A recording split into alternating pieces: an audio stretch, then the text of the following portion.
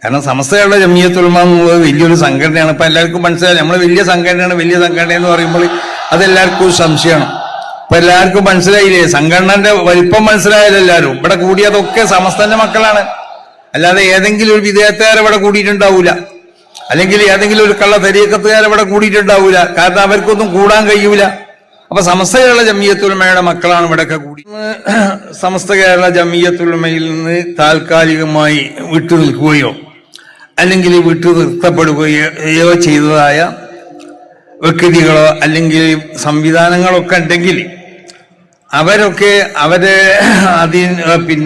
ആവശ്യമായ നിലക്ക് സംഘടനയുമായും കൊണ്ട് ബന്ധപ്പെട്ട് ആ പ്രശ്നങ്ങൾ തീർക്കാൻ വേണ്ടിയിട്ട് മുന്നോട്ട് വരണം എന്നുള്ളതാണ് പറയാനുള്ളത്.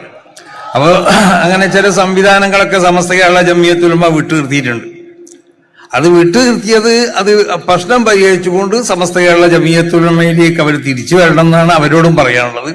വ്യക്തികളാണെങ്കിലും അങ്ങനെ തന്നെ. കാരണം സമസ്ത കേരള ജമിയത്തുൽ ഉലമ എന്നുള്ളത് വലിയൊരു സംഘടനയാണ്. ഇപ്പൊ എല്ലാവർക്കും മനസ്സിലായി, നമ്മൾ വലിയ സംഘടന എന്ന് പറയുമ്പോൾ അതെല്ലാവർക്കും ഒരു സംശയമാണ്. ഇപ്പൊ എല്ലാവർക്കും മനസ്സിലായില്ലേ, സംഘടനന്റെ വലിപ്പം മനസ്സിലായാലും എല്ലാവരും ഇവിടെ കൂടിയതൊക്കെ സമസ്തന്റെ മക്കളാണ്. അല്ലാതെ ഏതെങ്കിലും ഒരു വിദേഹത്തുകാർ ഇവിടെ കൂടിയിട്ടുണ്ടാവൂല, അല്ലെങ്കിൽ ഏതെങ്കിലും ഒരു കള്ള തരീക്കത്തുകാർ ഇവിടെ കൂടിയിട്ടുണ്ടാവൂല. കാരണം അവർക്കൊന്നും കൂടാൻ കഴിയൂല. അപ്പൊ സമസ്ത കേരള ജമിയത്തുൽ ഉലമയുടെ മക്കളാണ് ഇവിടെയൊക്കെ കൂടിയിട്ടുള്ളത്.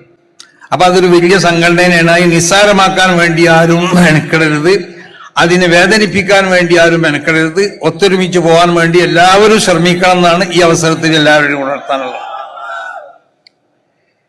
അപ്പൊ അതുകൊണ്ട് ഈ കാര്യങ്ങളൊക്കെ അത് പ്രധാനമായി ശ്രദ്ധിക്കണം എല്ലാവരും എന്നാണ് എല്ലാവരോടും ഓർമ്മപ്പെടുത്തുന്നത്. പിന്നീട് ഇവിടെ ചില പ്രത്യേകമാവുന്ന പദ്ധതികൾ സമസ്ത കേരള ജമിയത്തുൽ ഉലമ 100ാം വാർഷികത്തോട് അനുബന്ധിച്ചു കൊണ്ടിട്ട് തീരുമാനിച്ചിട്ടുണ്ട്. അതിലേറ്റവും